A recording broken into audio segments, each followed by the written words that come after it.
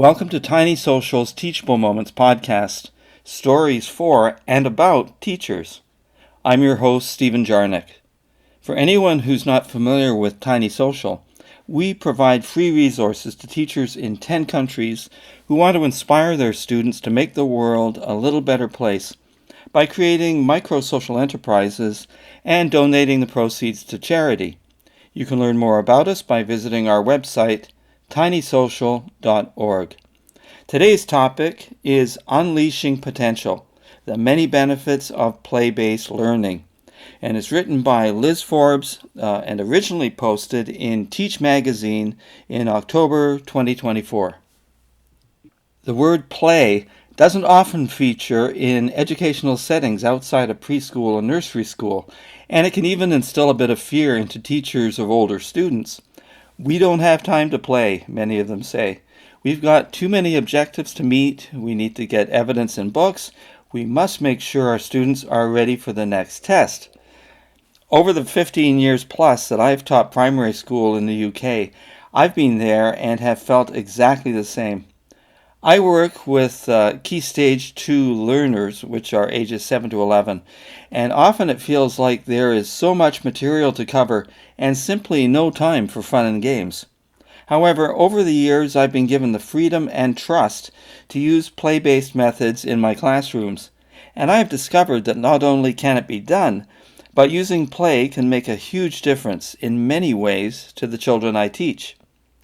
Play in a senior classroom also doesn't need to be the same kind we are used to seeing with our younger students. We don't need to redesign our classes or our lesson structures to include elements of play, and we don't need to spend loads of money on expensive resources. We just need to think a little more creatively about how we can include and engage all the children in our class, and often adding a fun twist can do just that. The benefits of play-based learning are huge, and we shouldn't be depriving our children of it just because they are getting older. There are so many ways we can implement this type of learning into our classrooms. To help get you started, I'm going to share a couple of simple games that are always a hit with my students. One simple change to the start of a lesson can ensure that all children are engaged and more willing to participate. Suddenly, they can feel safe to make mistakes as they play a game with no pressure attached. They're also more likely to continue with the same motivation throughout the entire lesson because the fun activity they just completed will have secreted substances into their brain that help and support the growth of brain cells. Fun spelling lessons. Yes, it can be done. There are an endless number of ways you can put playful twists on spelling, grammar, and punctuation lessons. Let's move away from dull and repetitive look, cover, write, check activities or filling in missing words on a worksheet, and instead shift our thinking to something more exciting. Spelling Wipeout is an easy game to play, but it is also a lot of fun.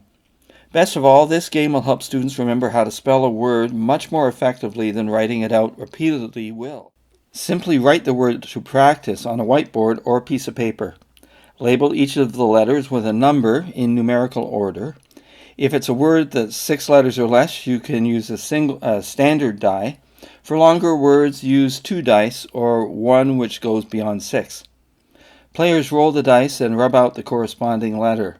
They continue to do this until all the letters have been rubbed out, and then they must quickly try to rewrite the word. Again, this game isn't anything particularly revolutionary, just a slight twist on the general write a list of spelling words assignment.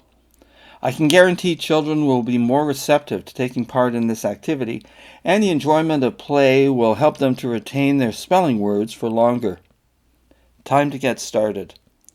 Learning through play will have an impact on the children in your class. Through play-based lessons, children can learn to share, cooperate, solve problems, handle conflict, be patient, and make links with other previous learning, to name just a few of the benefits. Since adopting this type of learning in my own teaching, I've noticed a huge difference in the students' behavior and in the engagement of the class as a whole.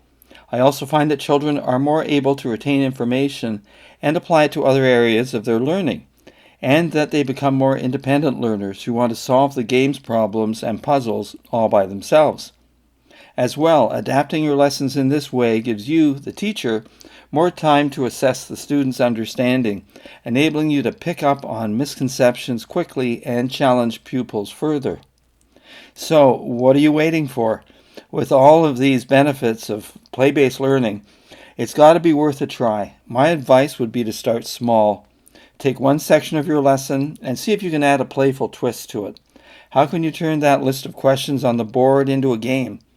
How could you add a resource to support children in solving problem, giving an answer? Instead of spending all of your time lecturing at the front of the classroom, what could you do to pass the ownership of learning on to the children? Start small, see the benefits, and feel more confident to add play into your teaching day. That's it for today. Thanks for listening, and see you next time on Tiny Social's Teachable Moments podcast.